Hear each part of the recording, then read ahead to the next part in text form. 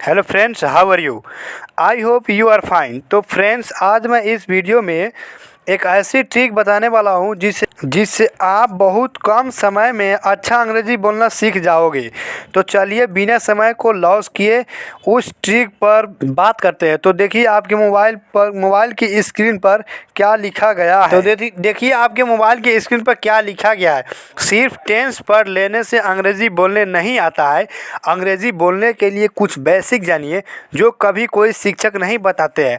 जी हाँ, आपने बिल्कुल सही सुना कि बेसिक का ट्रिक कोई शिक्षक नहीं बताते हैं। तो चलिए जानते हैं वो बेसिक है क्या। तो चलिए इससे पहले हम आपको एक जानकारी दे दें। यदि आप इस चैनल पर नए हैं तो इस चैनल को सब्सक्राइब और लाइक कर लीजिए। आप कहीं भी पढ़िए तो उस चैनल को सब्सक्राइब और लाइक करके रखिए। सब्सक्राइब और लाइक कर लेने से क्या होगा, आपको जब भी वो टीचर किसी भी प्रकार का किसी भी समय वीडियो डालेगा तो वो आपके पास बहुत जल्द से जल्द पहुंच जाएगा। तो चलिए जानते हैं बेसिक के बारे में। तो देखिए यहाँ बताया गया है अल्फ़ाबेट, यानी इसका हिंदी होता है वर्णमाला। ये कितना होता है? 1 होता है। नेक्स्ट देखिए स्वर यानी वोवेल्स। स्वर का हिंदी में क्या, इंग्लिश में क्या कहते हैं? यानी स्वर का इंग्लिश वोवेल्स होता है। ये कितना होता है? 5 होता है। A E I O U। Next देखिए, अब बोलिएगा सर ये कैसे याद होगा? बिल्कुल जी, आपको याद नहीं करना है, बस देखते चलना है।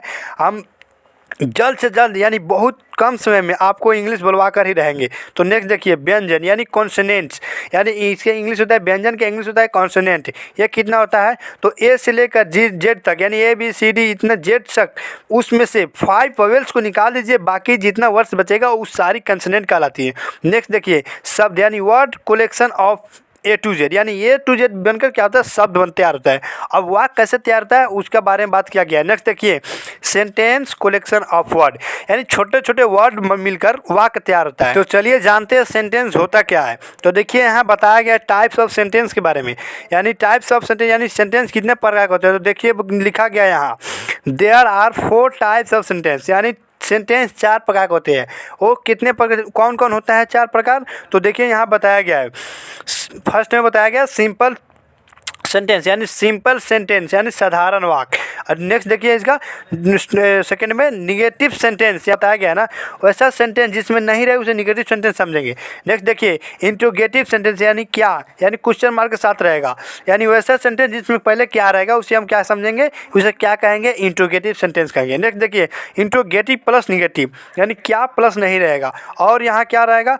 क्वेश्चन मार्क के साथ रहेगा, उसे क्या समझेंगे? Interrogative plus negative. देखिए जैसे मैं एक आपको ट्रिक बता दूं, यानी एक बहुत ही महत्वपूर्ण बात बताने वाला हूँ, वो ध्यान से सुनिएगा।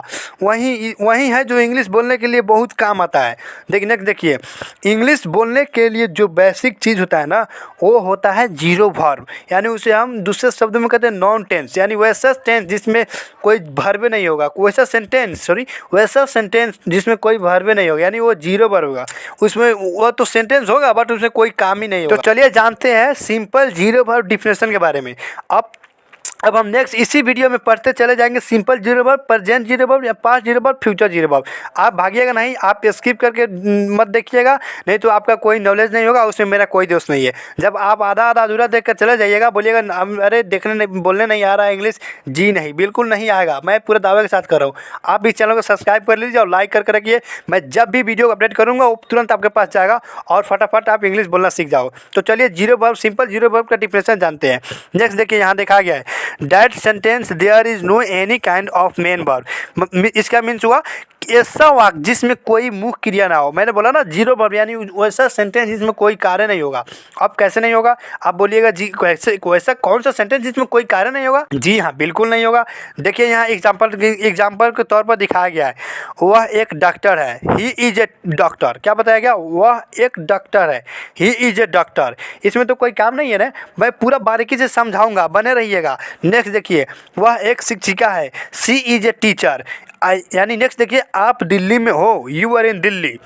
अब देखिए हम आपको समझाने जा रहा हूँ, पूरा दिमाग से समझिए, शांति जगह बैठकर मेरी बात को सुनिए। देखिए ध्यान से, वह एक डॉक्टर है, इसमें कोई काम तो नहीं ना, वह एक डॉक्टर है तो है, ठीक है, इसमें कोई काम नहीं है। अब जैसे बोलिएगा, आपका दिमाग में एक डाउट चल रहा होगा, सर आपने बोला जीरो वर्ब की मीन्स होता है, जीरो वर्ब मीन्स यानी वैसा सेंटेंस जिसमें वर्ब नहीं हो। जी हाँ, बिल्कुल होता है। तो आप यहाँ मैं आपको बता दूँ वर्ब क्या होता है। खाना पीना, जाना रहना, चलना फिरना, सब क्या होता है? वर्ब होता है ना। इसमें कोई ऐसा आपको दिख रहा है वर्ब जैसा?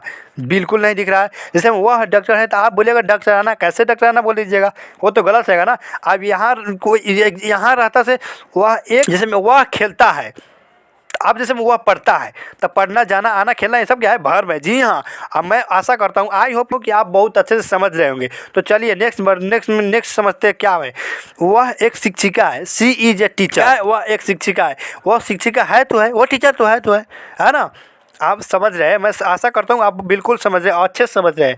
नेक्स्ट देखिए, आप दिल्ली में हो, यू आर इन दिल्ली। क्या है? आप दिल्ली में हो, यू आर इन दिल्ली। जी हाँ, आप दिल्ली में तो रह नहीं रहे हो। यदि आप दिल्ली में रहते तो आप क्या बताए? रहना क्या है? वर्ब है। जी हाँ, बिल्कुल रहना वर्ब है। आप तो दिल्ली में सिर्फ हो, जैसे मैं पार्क में हूँ, राम और श्याम क्लास में है, ये क्या है? ये जीरो वर्ब है। ऐसे रहना, खाना पीना किसी भी प्रकार का रहेगा ना। जैसे वह तुम्हारे सामने है, तो क्या है? वो सामने है तो क्या है? वो तो सामने है ना, इसमें कोई बिल्कुल वर्ब नहीं है। नेक्स्ट देखिए, 4 नंबर एग्जाम्पल बताया गया है। राम पार्क में है, राम इज इन पार्क, यानी राम पार्क में है, राम पार्क में नहीं रहता है, मतलब राम पार्क में रहता नहीं ना है, ओनली फॉर राम पार्क में है। जी हाँ। अब देखिए 5 नंबर एग्जाम्पल कैसे बताया गया। मैं यूपी में हूँ, मैं कहाँ हूँ? यूपी में। आई एम इन उत्तर प्रदेश। देखिए उत्तर प्रदेश यहाँ लिखा गया है, शॉर्टकट यूपी बोल दिए हम।